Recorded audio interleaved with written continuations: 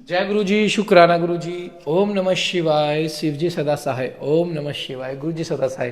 संगत जी, गुरु जी का अनंतम अंतम शुक्राना, लख लख बार शुक्राना, हर चीज़ दा शुक्राना, हर सांस दा शुक्राना। संगत जी, गुरु जी कहते हैं कि हमेशा नेकी की राह पे चलो, कर्म हमेशा लौट के आता है। एक ऋषि थे बहुत पहले, उन्होंने एक तितली के पंख में एक कांटे की सील फंसा दी थी और वो तितली को उड़ने के लिए, तड़पने के लिए छोड़ दिया था। उन ऋषि को सूली पे टंगा कीलों के जरिए उनको मृत्यु का दंड मिला। विषम पितामह महाभारत में सबको सबको पता, विषम पितामह ने एक सांप को कांटों पे झाड़ियों कांटों की झाड़ियों पे फेंक दिया था। उसका सांप की पूरी बॉडी में झाड़ी कांटे कांटे कांटे चुप गए थे।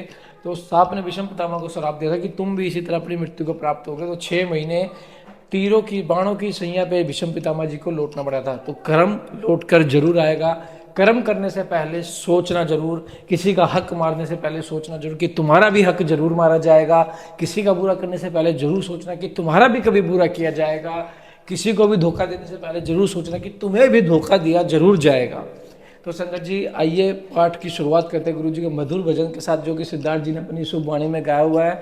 बहुत ब्लेस है उनकी, गुरु जी की कृपा हम पे भी होने वाली है। हम भी जल्दी सभी के लिए अनाउंसमेंट कर रहा हूँ, अगले महीने अप्रैल में हम गुरु जी के लिए एक बहुत प्यारा भजन बना रहे हैं। एक पॉजिटिविटी आएगी उससे।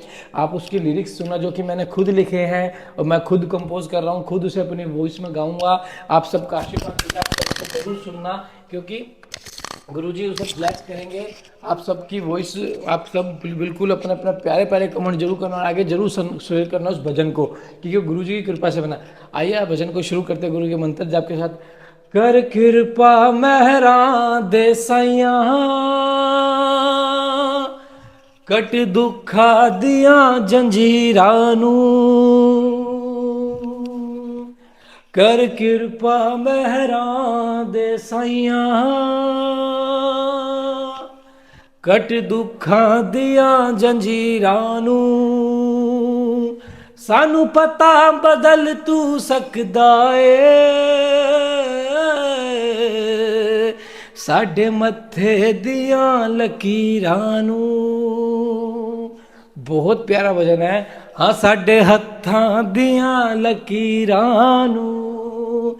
हमारा भी एक बहुत प्यारा भजन आएगा।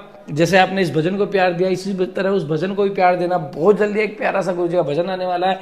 उसकी एक लाइन मैं आपको सुना सकता हूँ। कराम तेरा शुक्राना शुक्राना, कराम तेरा शुक्राना शुक्राना। आगे आप गैस करना कितना कैसा होगा। जय गुरु जी। पाठ को एंड तक जरूर सुनो, चैनल को सब्सक्राइब करें, बेल आइकन को प्रेस करें। जय गुरु जी, शुक्राना गुरु जी। जय गुरु जी। वायवीय संहिता पूर्व खंड। प्रयाग में ऋषियों द्वारा सम्मानित सूत जी के द्वारा कथा का आरंभ, विद्या स्थानों एवं पुराणों का परिचय तथा वायु संहिता का प्रारंभ।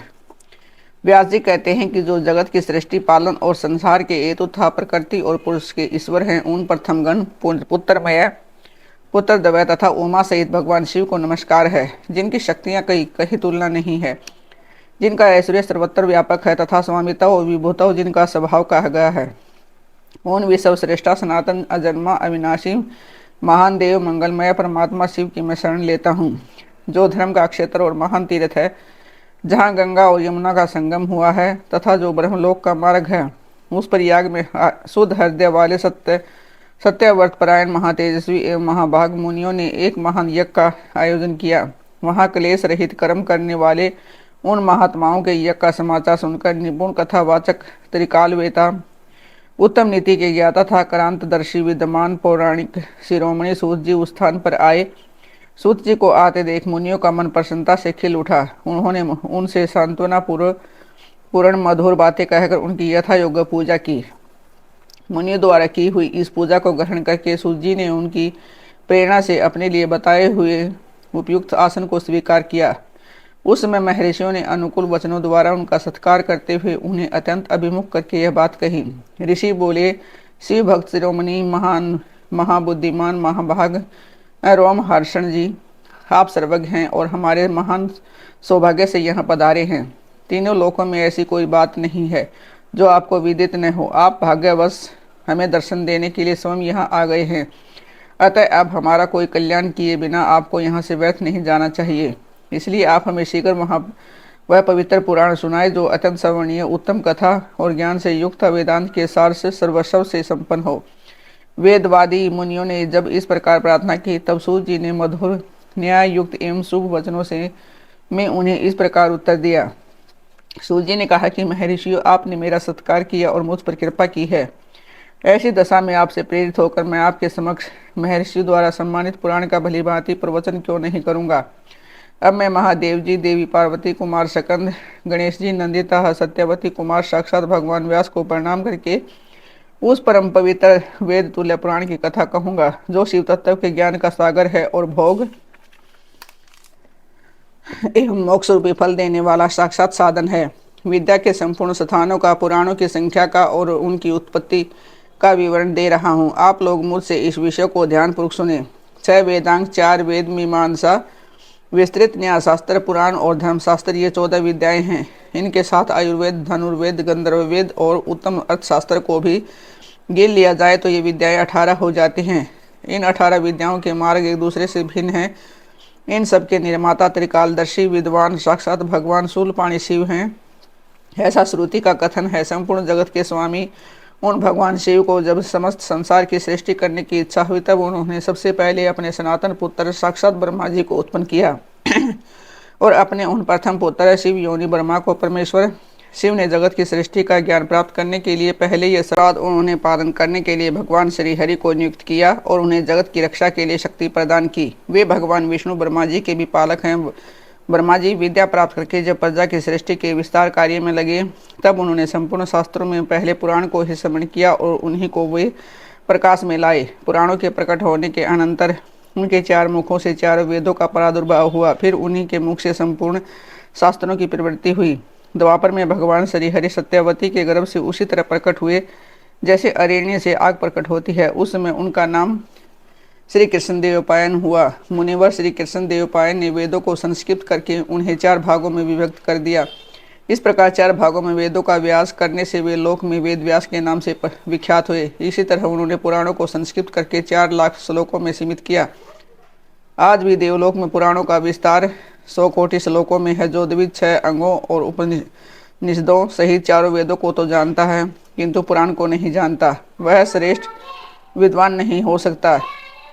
इतिहास और पुराण में वेद की व्याख्या करें जिसका ज्ञान बहुत कम है, अर्थात जो पौराणिक ज्ञान से शून्य है, ऐसे पुरुष से वेद यह सोचकर डरता है कि मुझ पर प्रहार कर बैठेगा। सर्ग, प्रतिसर्ग, वंश, मनवंतर और वंशानुचरित ये पुराण के 5 लक्षण हैं।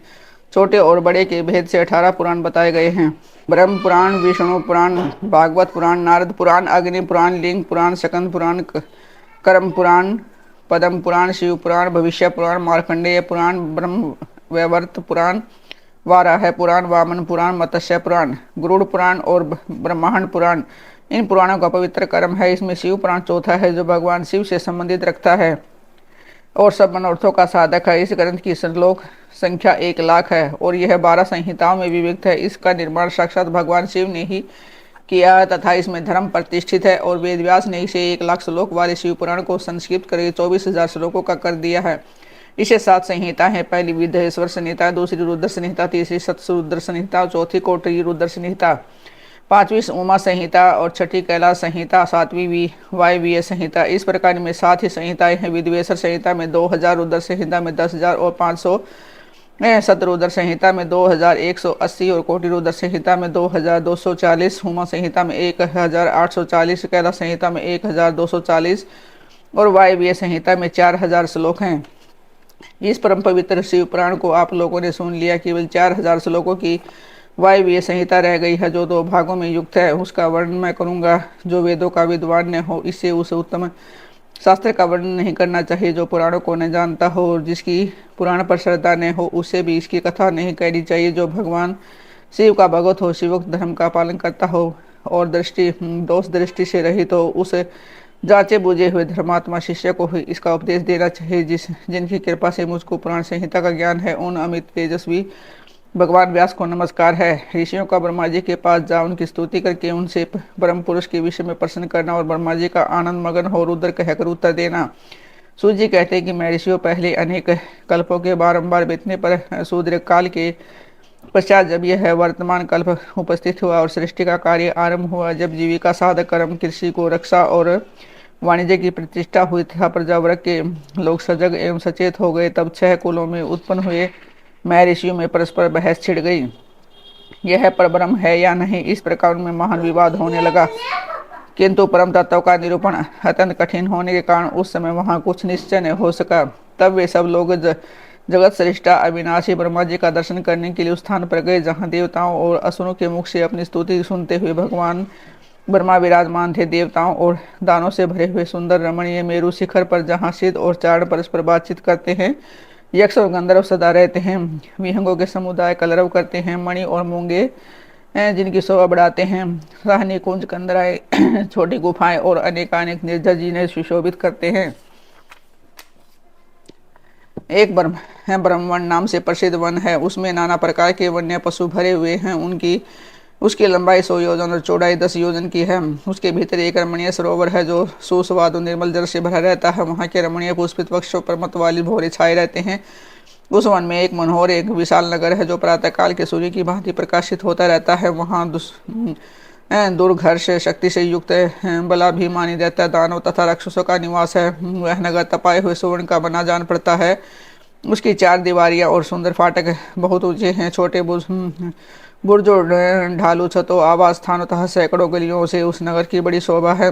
वह विचित्र बहुमूल्य मणियों से आकाश को चूमता सा प्रतीत होता है तथा कई करोड़ विशाल भवनों से अलंकृत है। उस नगर में प्रजापति ब्रह्मा अपने सभासदों के साथ निवास करते हैं। वहां जाकर उन मुनियों ने साक्षात लोक पितामह ब्रह्मा जी को देखा। देव ऋषियों के समुदाय उनकी सेवा में बैठे थे। उनकी अंग कांति शुद्ध सुवर्ण के समान थी। वे सब आभूषण से विभूषित थे। उनका मुख प्रसन्न था, उससे सौम्य भाव प्रकट होता था। उनके नेत्र कमल दल के समान विशाल थे। दिव्य कांति से संपन्न, दिव्य गंध एवं अनुलेपन से चर्चित, दिव्य श्वेत वस्त्रों से सुशोभित तथा दिव्य मालाओं से विभूषित ब्रह्मा जी के चरणारविंदों की वंदना सुरेंद्र असुरेंद्र तथा योगेंद्र भी करते थे। जैसे प्रभा दीवार कर की सेवा करती है, उसी प्रकार समस्त शुभ लक्षणों से युक्त साक्षात सरस्वती देवी हाथ में चवर ले उनकी सेवा कर रही थी। इससे उनकी बड़ी शोभा हो रही थी। ब्रह्मा जी का दर्शन करके उन सभी महर्षियों के मुख और नेत्र खिल उठे। उन्होंने मस्तक पर अंजलि बांधकर उन सूर्य श्रेष्ठ की स्तुति की। ऋषि बोले, संसार की सृष्टि पालन और संसार के हेतु 3 रूप धारण करने वाले आप पुराने पुरुष परमात्मा ब्रह्मा को नमस्कार है। प्रकृति जिसका शरीर है, जो प्रकृति में अक्षोभ उत्पन्न करने वाले हैं तथा प्रकृति रूप में 23 विकारों से युक्त होने पर भी जो वास्तव में निर्विकार है, उन ब्रह्मदेव को नमस्कार है। ब्रह्मांड जिनकी देह है तो भी जो ब्रह्मांड के उदर में निवास करते हैं तथा वहां रहकर जिनके कार्य और कर्ण सम्यक रूप से सिद्ध होते हैं, उन ब्रह्मा जी को नमस्कार है। जो सर्वलोक स्वरूपता समस्त लोकों के श्रेष्ठा हैं, जो संपूर्ण जीवों का शरीर से संयोग और वियोग कराने में हेतु हैं, उन ब्रह्मा जी को नमस्कार है। नाथ पिता, मैं आपसे ही संपूर्ण जल की सृष्टि पालन और संसार होते हैं, तथापि आप माया से आवृत होने के कारण हम आपको नहीं जानते। सूर्य जी कहते हैं कि उन महाभाग में ऋषियों की इस प्रकार स्तुति करने पर ब्रह्मा जी उन मुनियों को आह्लाद प्रदान करते हुए गंभीर वाणी में इस प्रकार बोले। ब्रह्मा जी ने कहा कि महान सत्वगुण से संपन्न महाभाग महातेजस्वी महर्षियों, तुम सब लोग एक साथ यहाँ किस लिए आए हो? ब्रह्मा जी के इस प्रकार पूछने पर ब्रह्मवेताओं में श्रेष्ठ उन सभी मुनियों ने हाथ जोड़ विनय भरी वाणी में कहा। मुनि बोले, भगवान, हम लोग अज्ञान के महान अंधकार से आवृत हो क्षीण हो रहे हैं। परस्पर विवाद करते हुए हम परम तत्व का साक्षात्कार नहीं हो रहा है। आप संपूर्ण जगत के हैं धारण पोषण करने वाले तथा समस्त कारणों के भी कारण है। नाथ, यहाँ कोई ऐसी वस्तु नहीं है जो आपको विदित न हो। कौन ऐसा पुरुष है जो संपूर्ण जीवों से पुरातन अंतर्यामी उत्कृष्ट विशुद्ध परिपूर्ण एवं सनातन परमेश्वर है? कौन अपने अद्भुत क्रियाकलाप द्वारा सबसे प्रथम संसार की सृष्टि करता है? महाप्राज्ञ, हमारे संदेह का निवारण करने के लिए आप हमें परमार्थ तत्व का उपदेश दें। मुनियों के इस प्रकार पूछने पर ब्रह्मा जी के नेत्र आश्चर्य से खिल उठे। वे देवताओं, दानवों और मुनियों के निकट खड़े हो और चिरकाल तक ध्यान मगन हो रुद्र ऐसा कहते हुए आनंद विभोर हो गए। उनका सारा शरीर पुलकित हो उठा और वे हाथ जोड़कर बोले। ब्रह्मा जी के द्वारा परम तत्व के रूप में भगवान शिव की ही महत्ता का प्रतिपादन, उनकी कृपा को ही सब साधनों का फल बताना तथा उनकी आज्ञा से सब मुनियों का निमिषराय में आना। ब्रह्मा जी ने कहा कि मुनियों, जिन्हें न पाकर मन सहित वाणी लौट आती है, जिनके आनंदमय स्वरूप का अनुभव करने वाला पुरुष कभी किसी से नहीं डरता, जिससे संपूर्ण भूतों और इंद्रियों के साथ ब्रह्मा विष्णु रुद्र और इंद्र पुरुष यह समस्त जगत पहले प्रकट होता है, जो कारणों के भी श्रेष्ठा और विचारक परम कारण हैं, जिनके सिवा और किसी से भी कभी भी जगत की उत्पत्ति नहीं होती। संपूर्ण ऐश्वर्य से संपन्न होने के कारण जो स्वयं ही सर्वेश्वर नाम धारण करते हैं, वह मुमुक्षु जिन शंभु का अपने हृदय आकाश के भीतर करते हैं, जिन्होंने सबसे पहले मुझे ही अपने पुत्र के रूप में उत्पन्न किया और मुझे ही संपूर्ण वेदों का ज्ञान दिया, जिनके कृपा प्रसाद से मैंने यह प्रजापति का पद प्राप्त किया, जो ईश्वर अकेले ही वृक्ष की भांति निश्चल भाव से प्रकाशमान आकाश में विराजमान है, जिन परम पुरुष परमात्मा से यह संपूर्ण जगत परिपूर्ण है, जो अकेले ही बहुत से निष्क्रिय जीवों के शासक एवं उन्हें सक्रियता प्रदान करने वाले हैं, जो महेश्वर एक बीज को अनेक रूपों में परिणत कर देते हैं, जो सबका शासन करने वाले ईश्वर उन जीवों सहित इन समस्त लोगों को वश में रखते हैं, सब रूप में जो एकमात्र भगवान रुद्र ही हैं, दूसरा कोई नहीं है, जो सदा ही मनुष्यों के हृदय में भली भांति प्रविष्ट होकर स्थित है, जो स्वयं संपूर्ण विश्व को देखते हुए दूसरों से कदापि लक्षित नहीं होते, सदा समस्त जगत के अधिष्ठाता है, जो अनंत शक्तिशाली एकमात्र भगवान रुद्र काल से मुक्त है, समस्त कारणों पर भी शासन करते हैं, जिनके लिए न दिन है न रात्रि, जिनके समान भी कोई नहीं है, फिर अधिक तो हो तो कैसे सकता है, जिनकी ज्ञान बल और क्रिया रूपा पराशक्ति स्वाभाविक एवं नित्य, जो इस अक्षर अव्यक्त पर अमृत स्वरूप अक्षर जीवात्मा पर शासन करते हैं, उनका निरंतर ध्यान करने से, मन को उनमें लगाए रहने से, उन्हीं के तत्व की भावना करते हैं, उनमें तन्मय रहने से जीव अंत में उन्हीं को प्राप्त हो जाता है। फिर तो सारी माया अपने आप दूर हो जाती है। उनके पास न तो बिजली प्रकाश करती हो, न सूर्यता चंद्रमा ही अपनी प्रभा फैलाते हैं, अपितु उन्हीं के प्रकाश से संपूर्ण जगत प्रकाशित होता है। ऐसा सनातन श्रुति का कथन है। एकमात्र महादेव महेश्वर को ही अपना आराध्य देव जानना चाहिए। उनसे श्रेष्ठ दूसरा कोई पद उपलब्ध नहीं होता। वे स्वयं ही सबके आदि हैं, किंतु इनका न आदि है न अंत है। वे स्वभाव से ही निर्मल, स्वतंत्र, परिपूर्ण, स्वेच्छाधीन तथा चराचर रूप है। इनका शरीर है प्राकृतिक है। ये श्रीमान महेश्वर लक्ष्य और लक्षण से रहित हैं। ये नित्य मुक्त होकर सबको बंधन से मुक्त कराने वाले हैं। काल की सीमा से परे रहकर काल को प्रेरित करने वाले हैं। ये सबके ऊपर निवास करते हैं। स्वयं ही सबके आवास स्थान है, सर्वज्ञ हैं तथा 6 प्रकार के अध्वा से युक्त इस संपूर्ण जगत के पालक हैं। उत्तरोत्तर उत्कृष्ट भूतों से वे परम उत्कृष्ट हैं। उनसे बढ़कर दूसरा कोई नहीं है। अत्यंत आनंद राशि रूपी मकरंद का पान करने वाले मधुव्रत हैं। अखंड ब्रह्मांडों को मसल कर मृत पिंड के समान कर देने की कला में पंडित हैं। उदारता, वीरता, गंभीरता और मधुरता के महान सागर हैं।